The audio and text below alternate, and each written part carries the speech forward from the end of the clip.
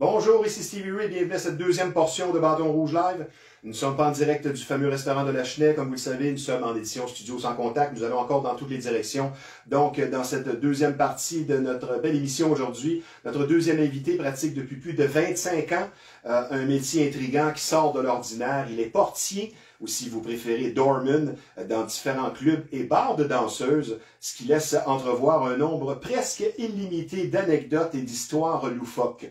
De plus, présentement, il est à la rédaction d'un bouquin sur l'ensemble de ses expériences vécues dans le milieu, avec nous pour partager quelques-uns des récits drôles et moins drôles de son métier et de la réalité de ses fonctions avec nous, l'imposant et fort sympathique Donat Baudouin. Bonjour Donat. Bonjour Stevie. Ça va bien? Très bien.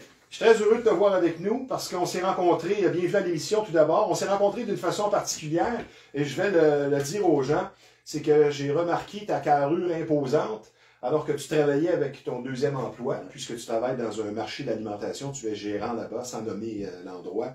Puis je t'ai abordé te demandant si tu avais déjà travaillé comme portier et j'avais bien deviné et tu étais justement en train de me dire, tu es en train de rédiger tes expériences. Est-ce que tu aimes mieux que je te vous voie? Parce que je veux vraiment pas de problème avec toi. Je vais être très poli, tu peux être sûr de ça, mon cher Donat.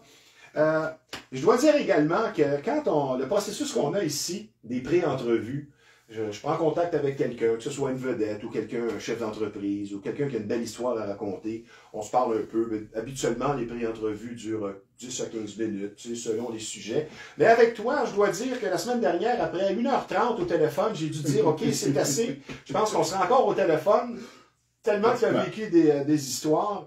Ma première question, parce que je pense que ton livre aura 3 tomes.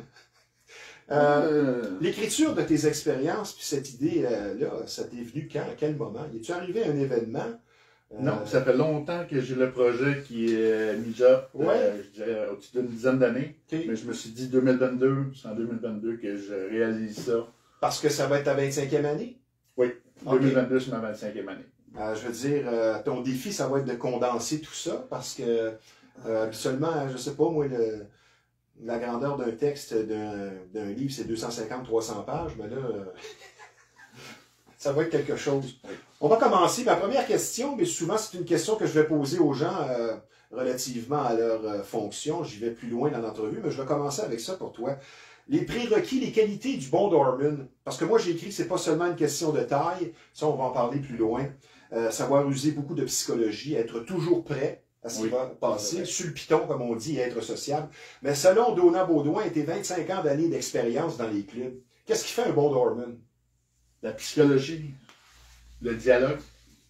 Parce que je te dirais, tu peux régler quasiment 98% des situations à jaser, à discuter avec les personnes en conflit. Le petit 2% qui reste, ça malheureusement, c'est des choses trop intoxiquées. L'intoxication à l'alcool, les drogues, la jalousie dans les bars, les chicanes de filles, c'est pas drôle à voir. Ben, c'est parce que toi, il y a une coche de plus en travaillant dans un club de danseuses. Et ça, on va y revenir plus loin parce que tu as des gens aussi, autant dans les employés que dans les clients, qui sont fortement intoxiqués. Ça vient changer la donne. Exactement. Ma question suivante, se coucher tardivement, vivre des épisodes difficiles, pratiquement soir après soir, des choses qui pourraient être traumatisantes pour bien des gens. Moi, je connais, j'ai eu certaines expériences, j'ai travaillé dans plusieurs clubs, mais comme animateur, j'ai déjà été waiter, j'ai des expériences de doorman. C'est effectivement très yéyé. La plupart des gens quitteraient après un soir, même s'ils sont imposants physiquement. Après 25 ans, est-ce qu'on peut dire que, Donat Baudouin, tu carbures à la pression et à l'adrénaline?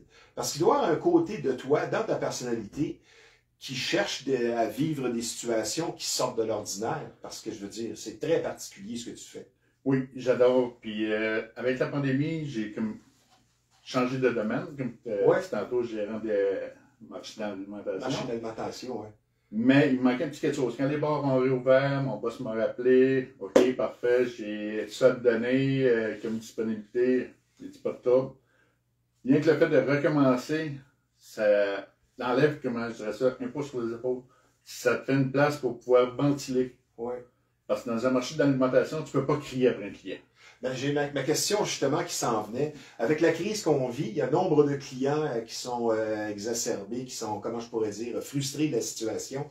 Il doit y avoir des moments où tu as l'impression de te retrouver dans un club. Mais je te dirais, les bars puis l'alimentation, curieusement, j'ai découvert qu'à un point, ça se rejoint. Mais surtout avec la crise. J'ai barré du monde dans les bars, j'en ai sorti dans les bars. À l'épicerie, c'est la même chose. Tu as des gens qui sont barrés de l'épicerie. Oui, oui. Ça va pas bien. Ah, tu t'astines avec le client pour son port du masque ou se laver les mains à l'entrée. Ouais. Non, c'est vraiment pas drôle. Ou il est très impoli avec la petite caissière, puis il te voit arriver. Je veux dire, ça change un petit peu le contexte. Je pourrais même te raconter une petite anecdote, anecdote là-dessus. Vas-y. Je suis en train de régler une alarme. Je suis au téléphone de bureau avec la compagnie d'alarme. Il y a un client qui a forcé des portes à la fermeture. Il voulait aller chercher une peine de lait pour son disons à -5 ou à 1, là. Ouais, exactement. Fait que lui, il s'astine avec la personne qui est à l'entrée. La personne à l'entrée, OK, moi, je cherche mon gérant. Lui, il pense voir un petit jeune sortir. Puis quand il m'a vu sortir, il a dit, oh, non. J'ai dit, gars, désolé, ça m'aurait fait plaisir de te servir, mais rien que de la manière que tu as agi, puis je sais que tu étais intoxiqué parce que tu sens, excuse le pot à plein nez. OK. Il n'y a pas d'indépendant, je cherche ta peine de lait, que je te laisse pas ici. Ouais, c'est ça. Fait que finalement, tu te retrouves dormant à l'épicerie en période de crise. Exactement. Est-ce qu'on est fait ou non pour être dormant, selon toi? C'est pas tout le monde. C'est pas tout le monde. Il y en a qui vont passer 25 ans comme moi, puis il y en a d'autres, comme tu disais tantôt, 2 semaines, non. T'en as vu plusieurs, hein? Ouais. Malgré. Ouais. Puis aussi, tu as vu plusieurs personnes avec une surconfiance qui sont dans l'arrogance, la grosse image. Mais tu as des clients qui ne cherchent que ça, je crois, replacer quelqu'un à sa place. Tu en as vu plusieurs, hein? Oui, oui. J'en ai vu à maintes reprises. Je travaillais dans un endroit, je m'occupais de 2 salles en même temps, j'étais tout seul, j'ai jamais eu de problème. J'étais capable de désamorcer une situation avant même qu'elle s'amplifie. Ouais. J'ai quitté cet emploi-là. La semaine d'après, il y a un jeune qui sortait avec son permis de doorman. Il est engagé là. Il y a une petite situation qui est là. Lui, il rentre là-dedans en jouant au bras. Ouais. Ça finit. Bagarre générale. Il se ramasse le fond vert d'un bord à l'autre avec une bouteille. Et l'autorité, ça ne fonctionne pas toujours. Il y a des cas, comme tu disais, de 2%. Où les gens sont fortement intoxiqués, où ils ont une attitude vraiment désagréable, où tu n'auras pas le choix. Mais l'autorité, ça ne fonctionne pas. Je veux dire, c'est sûr qu'il faut que tu aies une certaine prestance. Oui. Mais dans ton cas, tu fais quoi, CC5? CC5. CC5. Je suis très, très poli, tu vois. Mais je te connais un peu, je commence à te connaître. Tu es ce qu'on appelle un gentle giant, un gentil géant. C'est quoi le conseil que tu donnes à ceux qui voudraient un jour être portier et doorman? Tu sais, un jeune écoute ça, il dit, moi, là, je suis fait pour ça. Mais tu leur dis quoi? C'est la diplomatie, l'approche avec les gens. Aimer les gens. Oui, la courtoisie, aimer travailler avec le public. Si tu n'aimes pas travailler avec le public, oublie ça, c'est pas fait pour toi. Ouais. Parce que tu veux pas, tu vas avoir des insultes, je me suis déjà fait cracher dessus. Ça prend beaucoup d'humilité. Oui, exactement. Moi, j'ai une mèche qui peut être courte. Si c'est le client est envers moi, puis je suis capable d'en vendre. Ouais. Mais attaque-toi à mon staff, la mèche est très courte. Que ce soit dans les bars ou dans le marché de l'alimentation, c'est la même chose. C'est sûr que c'est inacceptable. Question suivante. Tu as parfois, dans le métier, comme on dit, des missions spéciales, c'est qu'un club regorge de gens, de personnalités fortes. Parfois, ça peut être des gangs, ça peut être des gens aussi qui sont associés à des groupes criminalisés.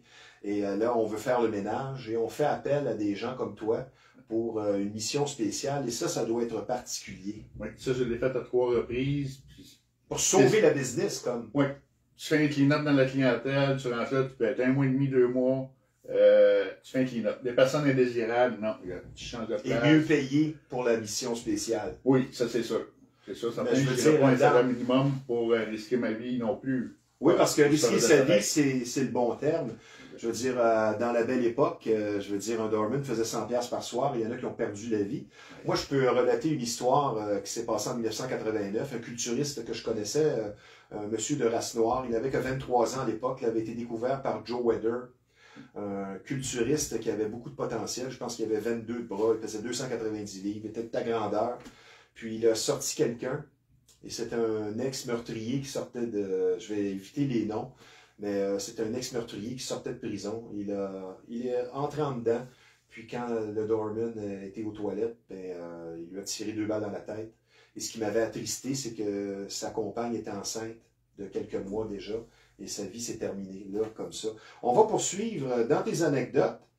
Tu t'es retrouvé à un moment donné devant 40 personnes, tu m'as dit, et on doit les refuser dans l'endroit.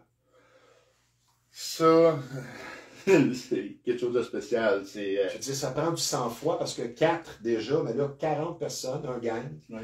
puis tu dois leur dire, leur refuser l'accès à l'endroit. Qu'est-ce que tu as fait? Tu y vas diplomatement.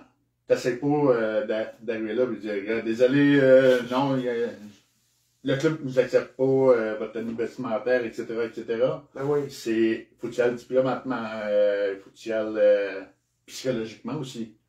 Parce que le psychologique, OK, ils sont 40, moi je suis seul, OK, comment est-ce que je vais agir? Comment est-ce que je vais réagir s'il se passe de quoi? Oui, puis sans savoir s'il y en a qui ne sont pas armés Ouais. de couteaux ou de, comme on dit Exactement. dans le milieu, de morceaux. Oui, exactement. Et ça a fonctionné? Ça a semi-fonctionné. Parce qu'on a réouvert la billetterie, puis il y en a quelques-uns qui ont rentré. Essayé, ouais. Ouais, qui ont réussi à rentrer avec l'étiquette, toute la quête. Mais ça n'a pas pris 5 minutes, ça a viré comme en bagarre en dedans, puis il a fallu les sortir. Les policiers étaient dans le stationnement, ils les attendaient. Wow. As-tu affronté des gens qui étaient armés? T'es-tu fait brandir un couteau ou une arme à feu en plein visage? La question, je veux dire, n'est pas bonne parce que c'est sûr que la réponse c'est oui, mais.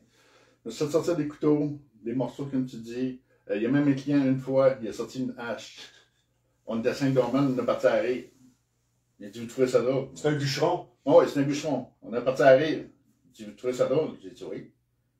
Il dit, pourquoi? Regarde, si t'es chanceux, tu vas peut-être en maganer 1 ou 2. Mais on est 5. Imagines-tu la volée, tu vas manger après?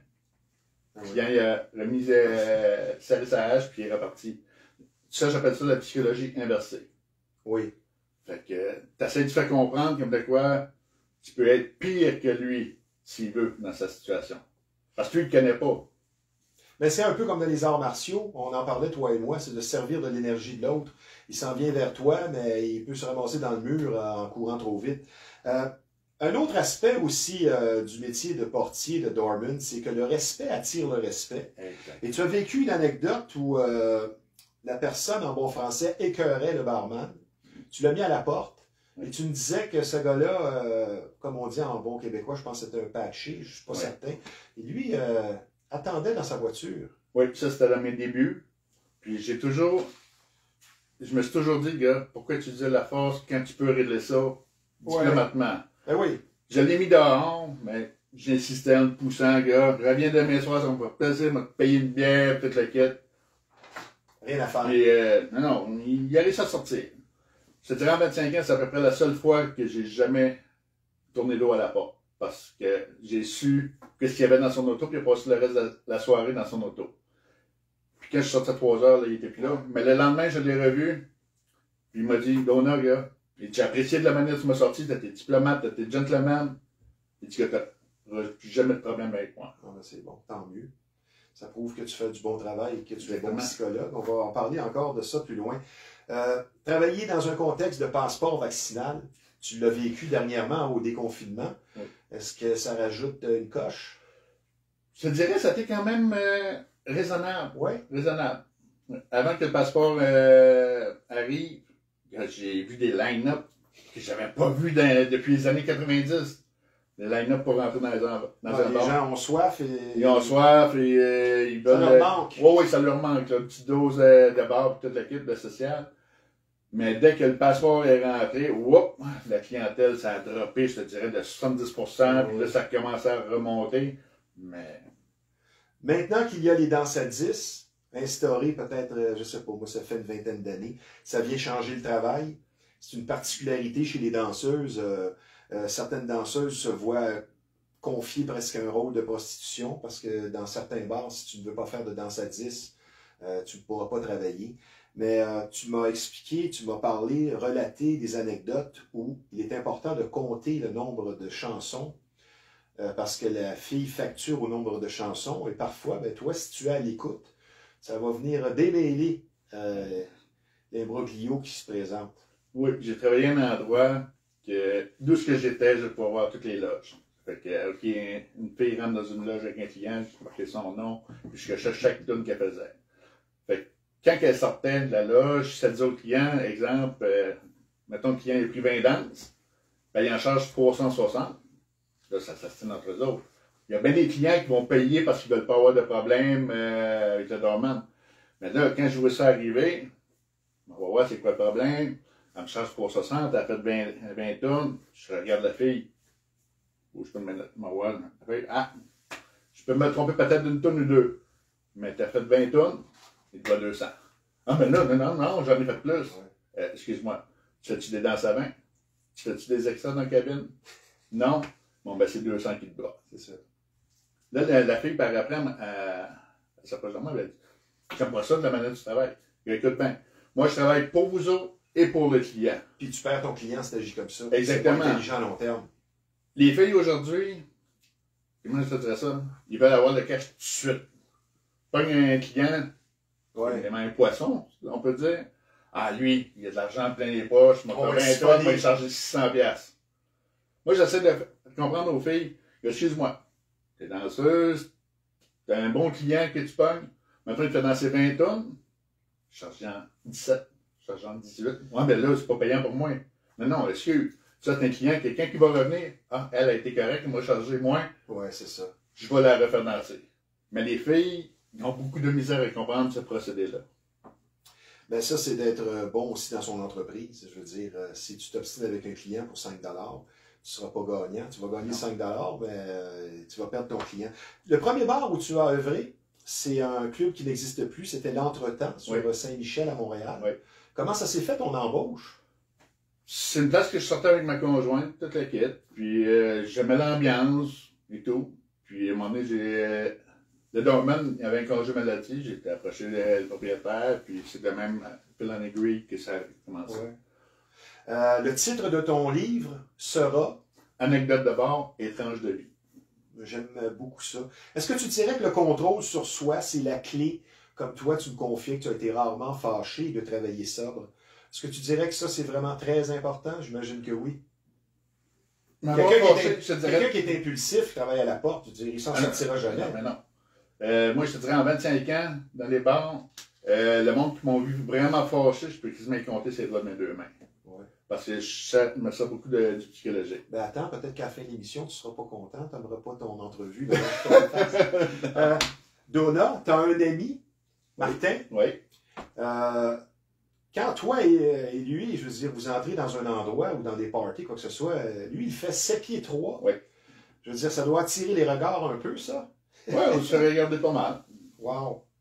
Tu as travaillé aussi dans un endroit qui a marqué le folklore des clubs, soit la brasserie Sainte-Thérèse. Et là aussi, tu as une anecdote sanglante à nous raconter. Je crois qu'il y avait du sang. Oui. Qu'est-ce qui s'est passé? Parce que c'est un endroit qui a eu la réputation à un moment donné d'être très yéyé. Oui. Moi, oui? J'ai travaillé pour le nouveau propriétaire. OK. Jusqu'à la fermeture. Puis, l'anecdote semblante, c'est un party de Noël de compagnie. Ils ont réservé le deuxième étage au complet. Moi, j'étais à l'entrée. Je fais ma job à l'entrée. Je suis tout seul comme doorman. Parce que généralement, dans le département, même, c'est rare, tu vas avoir de l'action. Fait que là, j'entends crier au deuxième. Dès qu'elle courir, j'arrive au deuxième. Des morts de sang en direction du bureau. Fait que là, en direction. J'ai mes cours de secouriste. Là, dans le bureau, on a une salle de bain. Je vois le client, il a la main comme de même. Moi, je vais voir si c'est sa carotide qui a été tranchée ou quoi que ce soit. Quand il a enlevé sa main, tout ça ici, je voyais toutes les dents à travers la peau. Il avait vraiment été ouvert. Là, on m'explique vite ce qui s'est passé. Là, je lui donne les premiers soins. Je lui dis comment réagir. On court l'ambulance, la police, tout la quitte. On fait venir le client. On me l'a décrit. Tout de suite, je l'avais déjà saisi en début de soirée. Fait que je m'en vais chercher, je l'apporte au policier, toute la quête.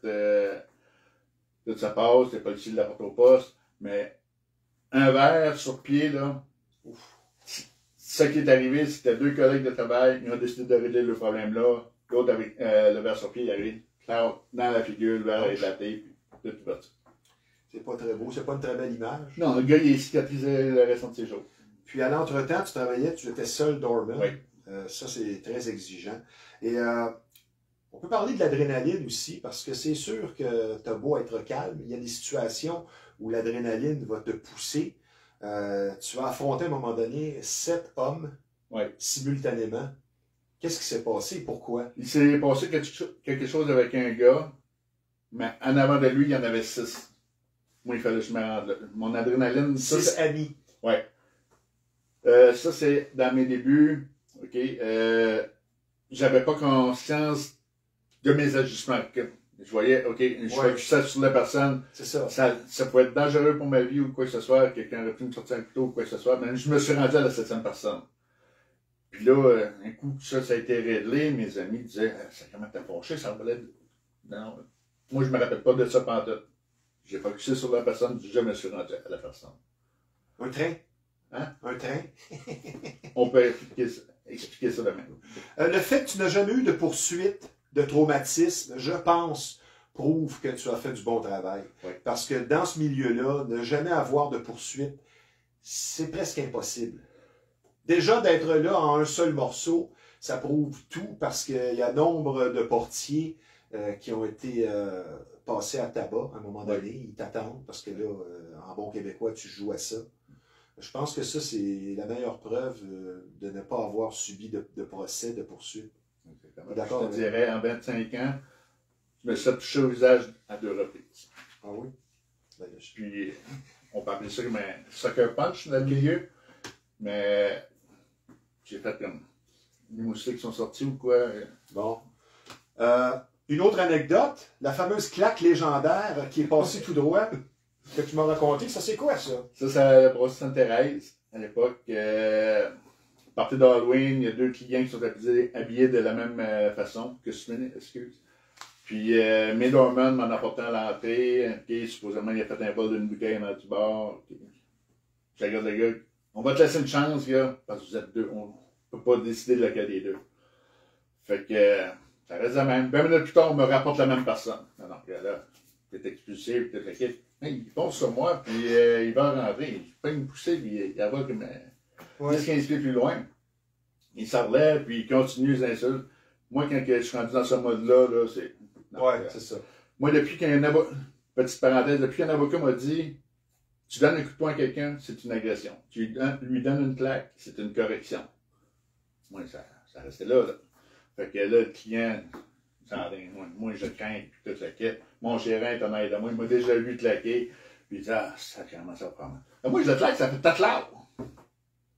Moi, mon gérant, ça regarde, personne n'est atteint. Oh! J'ai un de mes dormants qui est là, il a mangé la balance de la claque. Mais il est resté debout? Oui, il est resté debout. Mais il a eu très mal au nez pendant plusieurs jours. Est-ce que tu dirais que le gros du travail pour un doorman, ce sont les gars chauds? Parce que moi, dans les discothèques, c'est une des choses que je déplorais à un moment donné, les demandes spéciales de gars chauds qui te postillent au visage. Des fois, ils ne sont pas nécessairement impolis, mais j'étais plus capable de faire cracher d'en face pendant qu'on me demandait Dancing Queen. Tu sais? Moi, c'est la toune Espesto. Tout le monde de mon entourage le savent, là, Espesto, moi, c'est sorti de Mais les gars chauds, dirais-tu que c'est comme, je sais pas, 75% du temps, ça implique des gens intoxiqués à l'alcool ou diverses drogues? Ces gens-là, tu peux quand même facilement les sortir. Ou j'ai travaillé dans des clubs. Parce qu'ils se tiennent pas bien sur ses 2 jambes.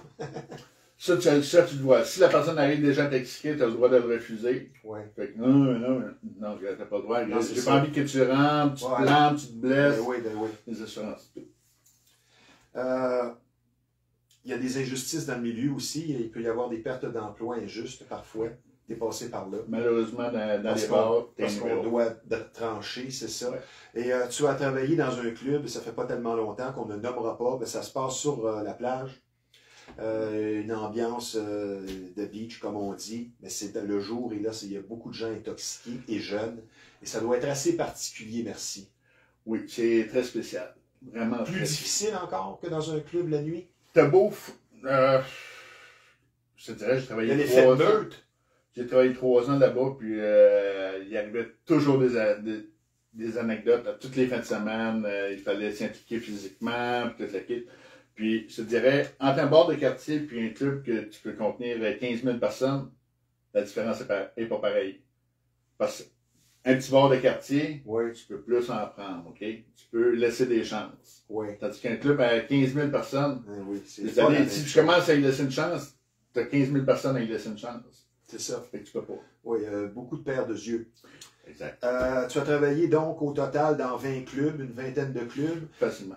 Tu as travaillé dans des clubs qui n'existent plus à Laval, où là aussi, ça devait être particulier, aux champions, au DS, le Modernic. Est-ce que l'avènement des danses à 10 est venu changer la donne? Non, parce que moi, quand j'ai commencé à travailler dans les bars de danseuses, c'était déjà à 10 $. Oui. Et tu as des anecdotes carrément sexuelles? Tu en as vu des choses? Est-ce qu'il y a des choses qui se racontent? Oui. Un moment donné, j'étais à l'entrée, puis je vois une danseuse apporter un client dans la cabine. Puis quand ils sont dans la cabine, il faut qu'ils gardent le petit culotte, toute la quête. Fait qu'à un moment donné, j'entends crier, je vois la porte ouvrir, le client sort de là. Il dit, c'est une folle, c'est une folle. Là, je m'en vais voir. C'est la danseuse, c'est quoi qui s'est passé? Ça fait 3 fois qu'il essaye de mettre les mains dans mes culottes. J'ai dit, t'as pas d'affaire là. Ouais. Après 3 fois, il comprend pas. Il va comprendre. Il a sacré un coup de poing, il a pété les lunettes, il y avait le nez qui saignait. Les clients, désolé, t'as la paye, mais la porte est là. Il va le comprendre. Ouais. Ce qui est très difficile dans un club, quand il y a une bagarre générale, j'ai vu ça dans des clubs, le club ferme avant le temps, la musique est close, même parfois on va fermer les lumières. Mais toi, tu m'as raconté qu'il y avait une façon, et là, c'est là que tu deviens un videur, mais un videur intelligent. C'est intéressant comme anecdote. Un extincteur, ça fonctionne. Oh, ça comment oui.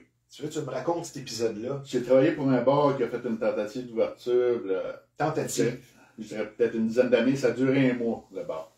Capacité de 1800 clients, mais le maximum qu'on a eu, ça a été 450 clients. Puis ce soir-là, ça revirait en bagarre générale. On était 5 doorman. Puis là, on ne savait plus quoi faire. À un moment donné, j'ai ramassé un instincteur. Je te garantis, le monde, ça sort. C'est épouvantable. Ah oui. Besoin d'un bon ménage dans le bar après, mais c'est efficace. On passe le balai. Exactement. Là, ça s'est continué dehors, batte de baseball, toute la kit, des luttes pétées. Puis... Ça finit plus. C'est une escalade. Tu as travaillé également au Patriote à Saint-Eustache et tu me disais en pré-entrevue que la clé pour désamorcer les situations, c'est la psychologie. Oui. Savoir anticiper, c'est que tu développes un 6e sens. Toi, quand la personne arrive, quand tu regardes aussi, tu me disais que quand tu te retrouves dans d'autres endroits, quand tu es dans ta vie privée, ben, tu as développé cette façon-là de voir les choses, d'anticiper ce qui peut se passer. C'est un 6e sens. C'est comme un 6e sens. Une personne arrive, puis si j'ai déjà le feeling de la place, puis je le vois, oh, lui, on risque d'avoir des problèmes parce que la somme qui fait pas dans la soirée. Puis effectivement, c'est très rare, je me trompais. Quand je t'ai abordé au marché de l'alimentation, est-ce que tu sentais que c'était pour une entrevue? Non, là, je te dis. Non. Donna, on poursuit. Il y a la réputation du doorman qui est importante parce que parfois la version du client diffère abondamment de ce qui s'est vraiment passé. Et pour relater une autre de ces nombreuses anecdotes, tu as déjà reçu un cadre en cadeau. J'aimerais que tu me parles de cette histoire-là parce que celle-là, elle est vraiment loufoque et drôle. J'ai un client, ça c'est récemment, il s'assied au bar, il commande un double verre. Il lui manque 1 $ pour payer sa consommation. Là, la barmaid s'astine avec lui. Là, moi, je vois déjà tout ça arriver. Je m'en vais le voir. Désolé, gars, t'as pas d'argent pour payer ton verre. Gars, la porte est là. Voyons. Il s'essaye d'argumenter. Je dis non, la porte est là, t'as pas d'argent. Puis cet endroit-là, il y a 2 bars. En haut et en bas, on s'occupe des 2 places. Fait que le client est dehors, là, je descends en bas, j'ai affaire à aller chercher de la monnaie. Le client est là, puis il parle avec l'autre gérant. Parce qu'on est le gérant, moi et lui. Puis là, il raconte l'histoire à sa version à lui. Je dis non, c'est pas ça que c'est pas. Tu as une réputation hors de tout doute. Exactement. Fait que l'autre gérant, il voit qu'il est intoxiqué, il connaît, il laisse comme des chants, tout le kit. À un moment donné, il me lâche de quoi, puis j'y réponds au client. Puis le client est à peu près de ma grandeur, ma grosseur. Là, il s'approche vers moi, il tasse la chaise. Il dit, on est de la même grandeur, même grosseur, mais il dit, je suis plus fort que toi. moi, je m'avance vers lui, parce que j'ai jamais, en 25 ans, j'ai jamais reculé de ma personne. Je m'avance vers lui, j'ai dit quoi? T'as envie de jouer à qui c'est qui pisse le plus loin? Puis, ça va donner quoi? Ça reste la même. Moi, je remonte en haut. 15-20 minutes plus tard, je le vois dans l'escalier, il monte avec quelque chose dans les mains. J'ouvre la porte. Ah, il dit, je veux m'excuser auprès de la barmaid. Je veux lui offrir ça. Puis c'est un cadre de clown. D'après moi, il l'a pogné dans un conteneur pas loin. Bouge pas. Je ferme la porte, on va voir la barmaid. Elle dit, t'es sérieux, il veut me donner un cadre. Ben, check dans la caméra. Ah oui. J'en veux pas, moi. Fait que je retourne à la porte, j'ouvre la porte, j'ai dit, désolé, elle n'en veut pas de ton corps. Moi, mais je veux y monter ma bonne volonté. Ouais. J'ai dit, elle n'en veut pas de ton corps, il ne fittera pas dans sa chambre, ça va juste être un off. Fait que, j'ai fermé la porte, le client est parti avec son cadre. Je sais pas d'où ce qu'il venait. Ça aurait pu être un beau souvenir. Ouais. On va y aller maintenant dans les citations classiques. Tu sais pas qui je suis, tu sais pas à qui tu parles. Tu l'as entendu souvent, ça, là? Très souvent. En fin de soirée ou quand tu sors le gars, je veux dire, c'est une phrase clé, ça. Ah oui. Justement, c'était à la brasserie Sainte-Thérèse. Je sors un client. Le client, ah, tu sais pas qui c'est que je suis. Moi, je suis le bras droit d'un tel. Puis, moi, en 25 ans, je ne me suis jamais associé à aucun club, que ce soit motard, gang de rue ou les Italiens. Jamais associé. Mais là, mettre des contacts quand même. Fait que là, ce client-là, je suis le bras droit. Ah ouais? Bouge pas. Prends mon téléphone. Ah, sac. Je l'appelle. Je dis, hey, c'est quoi ton nom? Connais-tu un tel? Il dit, ouais. Mais il me dit que c'est ton bras droit, puis il a commencé à faire de la marque, puis là, je veux sortir, mais il sort de ton nom. Il dit, passe-moi là. J'ai passé le téléphone au gars. Je sais pas qu'est-ce qu'il lui a dit au téléphone, mais le gars, il est venu blanc, il a pissé dans ses culottes, puis il m'a donné le téléphone. Il m'a jamais dit salut, puis il est parti. Ouf, tu l'as plus jamais revu. Je l'ai plus jamais revu. Bon, c'était un club de danseuse, ça? Non, c'était à la brasserie Sainte-Thérèse. Fait que ce que je veux dire, quand un client dit tu sais pas qui je suis, toi, tu sais-tu qui c'est que je suis? Ah non, c'est ça. Exactement. Une chose aussi qui est particulière, c'est que dans un club de danseuses, tu deviens parfois le confident des danseuses. Et certaines ont des problèmes conjugaux. Tu pourrais nous parler peut-être de conjoints jaloux qui se sont présentés au travail, c'est peut-être déjà arrivé. Des problèmes de consommation multiples. Donc, tu deviens le confident. Et spécialement un gars comme toi, droit, on voit que tu es une personne avec une certaine morale. Tu as été sûrement le confident de plusieurs danseuses. Et tu as vu une situation, une fille sniffer quelque chose de particulier. Moi, des histoires, j'en ai entendu, mais celle-là, elle m'a vraiment marqué. Oui, le DJ qui a la danseuse sur le stage, je ne s'en vient pas. Il me fait signe, veux-tu aller voir dans la loge, qu'est-ce qui se passe? J'arrive dans la loge, la fille est en train de sniffer, mais sniffer de la poudre à bébé. J'avais jamais vu ça. Elle me regarde, elle dit ça, j'ai dit, non, j'ai jamais touché à ça de ma vie. Puis c'est pas aujourd'hui qu'on a commencé, mais à quel point que tu peux être pour être rendu là, si bas, sniffer de la poudre à bébé, je sais pas quel feeling ça peut te donner. Je m'excuse du commentaire que je vais faire, mais cette fille-là, c'était une fille qui a une cellule, elle passe une fois par mois. Ouais, c'est ça. Ça fait que, désolé, il y en a qui sont très drettes, il y en a qui sont straight, qui travaillent vraiment pour avoir de l'argent. J'en connais une, elle a des blocs appartements. C'est ça. Elle investit. Ben, elle ne consomme pas. Exactement. Ou intelligemment. Exactement. Mais ça, sniffer de la poudre à bébé, selon moi, c'est l'effet placebo. Et ça coûte moins cher. Mon cher Donat, on va prendre une petite pause. Ça ne sera pas tellement long. Je vous rappelle que vous regardez Bâton Rouge Live en édition Studio Sans Contact. N'oubliez pas, c'est toujours aussi succulent et délicieux par la livraison. Le restaurant va ouvrir lundi. Et nous sommes en compagnie d'un homme qui en a vu 25 ans d'expérience comme portier dans des clubs de toutes sortes, soit Donat Baudouin. Je vous parle maintenant du tout dernier partenaire à se joindre à l'équipe de Bâton Rouge Live, une entreprise responsable et sérieuse, spécialisée dans le dressage et l'entraînement de votre animal favori, soit J'aime ton chien. Courtoisie et expérience font partie de la culture de l'entreprise, et que ce soit un simple ajustement sur le comportement ou pour tout ce qui concerne le dressage et l'entraînement de votre chien. Évidemment, comme vous le savez, son animal de compagnie, c'est un peu comme un membre de sa famille. On ne veut pas le confier à n'importe qui. Donc, pour consulter et confier son animal en toute confiance, dites-vous que si votre animal favori était un humain, vous iriez chez J'aime ton chien. Donc, le numéro de téléphone de l'entreprise spécialisée en comportement canin dans le 514, c'est le 895-8738. Chez J'aime ton chien, votre animal sera aux petits soins. Maintenant, un mot sur un domaine très en vogue, ayant connu une progression fulgurante au cours des dernières années, soit le tatouage. Avec beaucoup de fierté, je vous parle d'un de nos partenaires ici à Bâton Rouge Live, une entreprise où service rime avec qualité, soit Dave White Tattoo. Il est difficile de faire confiance et de trouver le parfait artiste tatoueur et pour être reçu avec professionnalisme et gentillesse et pour que vos désirs et vos tatouages soient réussis avec finesse. Sur Facebook, vous n'avez qu'à consulter Dave White Tattoo et le travail sera 100% à votre goût. On va retourner à nos moutons, mon cher Donat, c'est plutôt drôle. J'ai eu beaucoup de plaisir avec toi. On va aller dans les préjugés bien ancrés.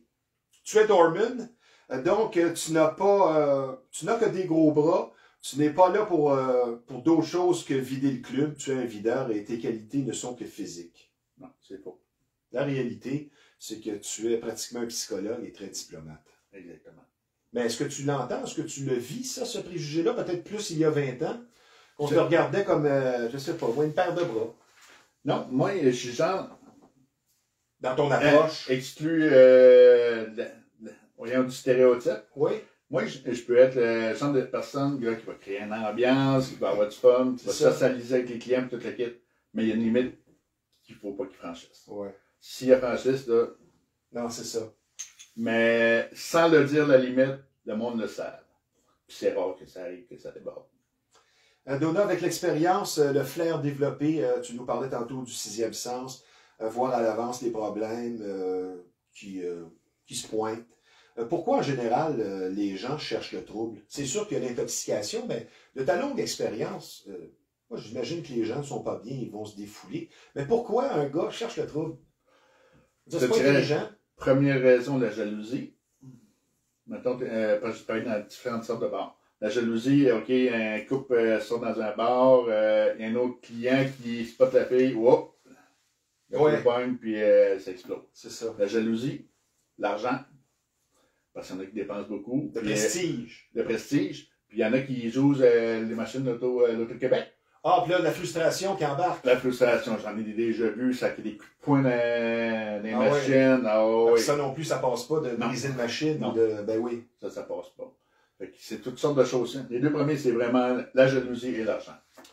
Un autre aspect peut-être insoupçonné qu'on ne pense pas dans des métiers où il y a beaucoup de pression, c'est que tu vis comme tout le monde tes difficultés, dis-je bien, personnelles, des mauvaises nouvelles parfois juste avant de rentrer travailler. Certains vivent une dépression un peu non diagnostiquée, une séparation. Mais tu dois quand même rentrer frais et dispo ce soir-là. Oui.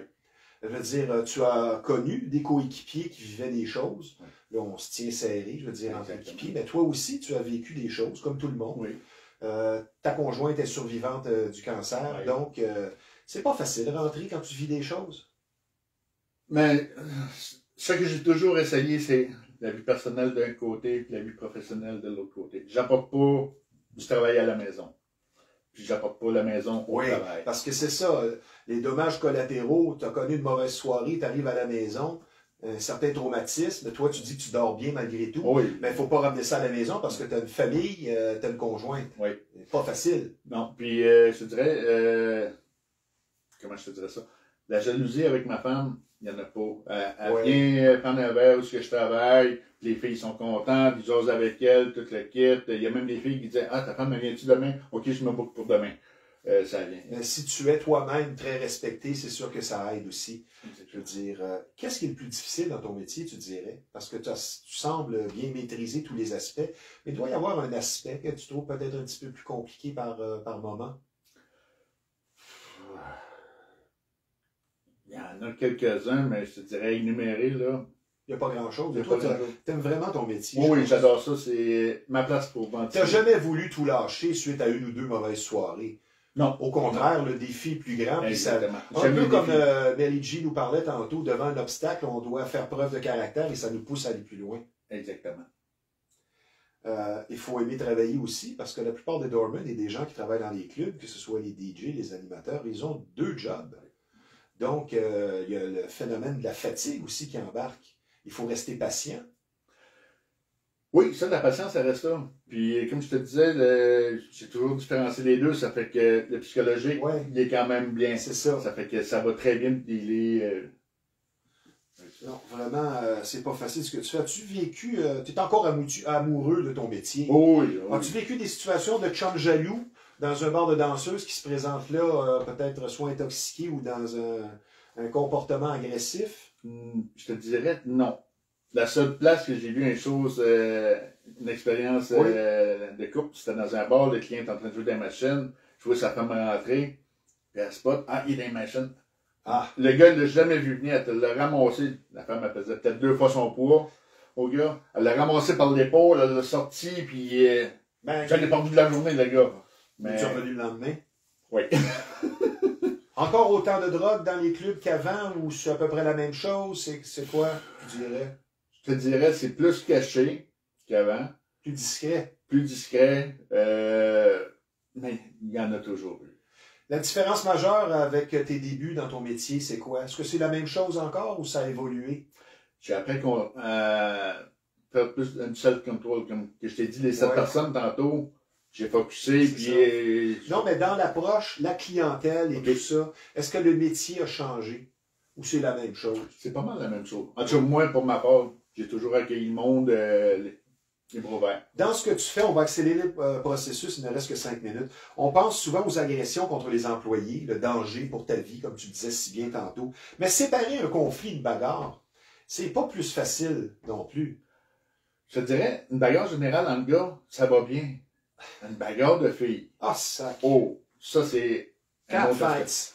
Oh oui, là, Oh, wow. c'est... Parce que là, d'en prendre physiquement une femme, je veux dire, c'est compliqué. C'est ça parce que tu peux pas y aller fort, parce que elle peut revenir contre toi. Fait que là, c'est la manière de dealer avec. Ça fait que c'est assez spécial. As-tu été agressé par des femmes? Ou par une danseuse trop intoxiquée? Ouais, j'ai déjà mangé une poubelle par la tête. Oh, wow. Ouais. La pire situation que tu as vécue, tu dirais, c'est laquelle? C'est-tu une de celles que tu as relatées? Ou il y aurait d'autres choses, une situation que tu as vécue, tu as dit, ouais, celle-là était marquante? J'en ai tellement que je te dirais, c'est pas mal dans ceux-là que je t'ai énuméré. Ben, les 40 que tu as eu à faire face, même si c'est pas passé grand-chose, ça doit pas être facile. Non, ça c'était plus comique. La manière que ça a réagi, parce que là-dedans, il y en avait un qui faisait son pendant, puis j'avais beau lui dire, tu rentreras pas. Tu vas aider ma prochaine question, parce que je vais te faire une fleur en même temps. Je vais te surprendre. Selon moi, une des raisons de ton succès dans le domaine public, c'est que tu es un Gaspésien. Et c'est plus facile pour les Gaspésiens parce que l'aspect social est très présent. Je pense que c'est pour ça que tu aimes travailler dans le public. Ton opinion là-dessus?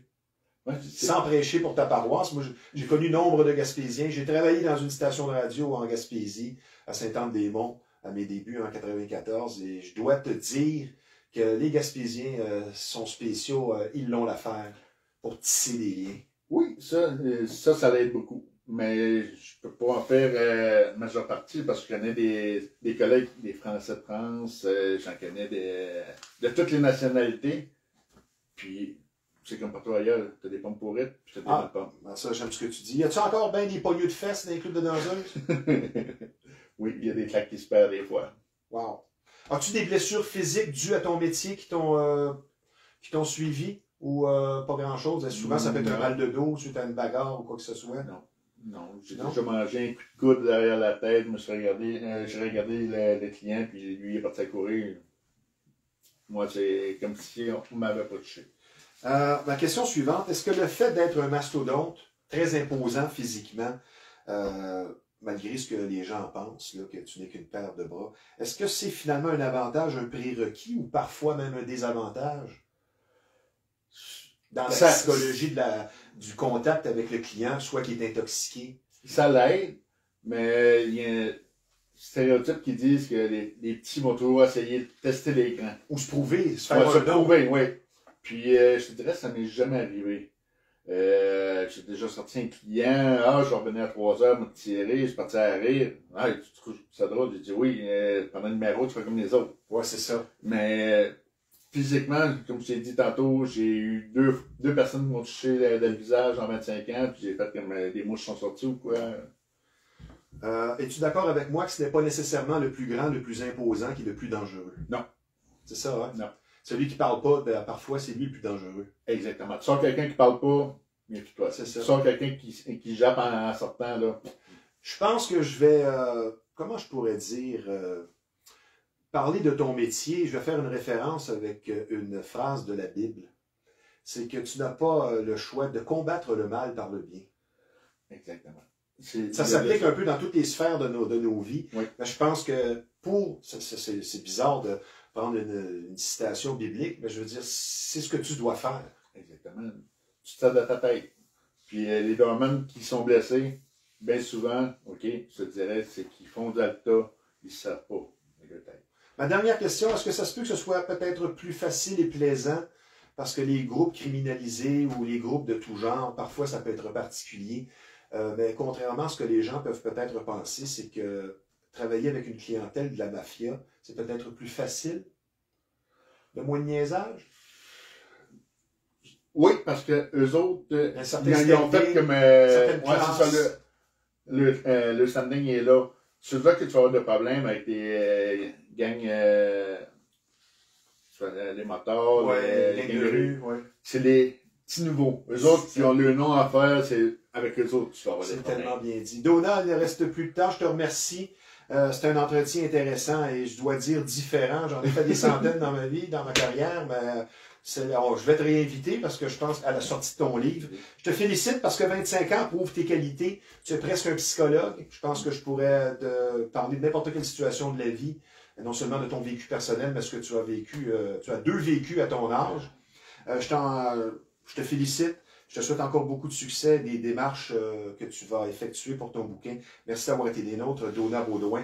Très intéressant, Donna. Je te donnerai la main, mais la mienne se perdrait dans la tienne. Là, c'est le confinement. Reste avec moi, on a presque terminé. Je vais vous parler maintenant d'un de nos partenaires ici sur la zone vêtements de sport et classiques, qui est situé au 148 Notre-Dame à Repentigny. Beaucoup de marques de choix au meilleur prix sur place, comme toujours. Gasp, Better Body, Riderwear, Gorilla Wear, La Bella Mafia. De nouvelles marques également, comme très en vogue, Koala pour les jeans, les t-shirts pour hommes.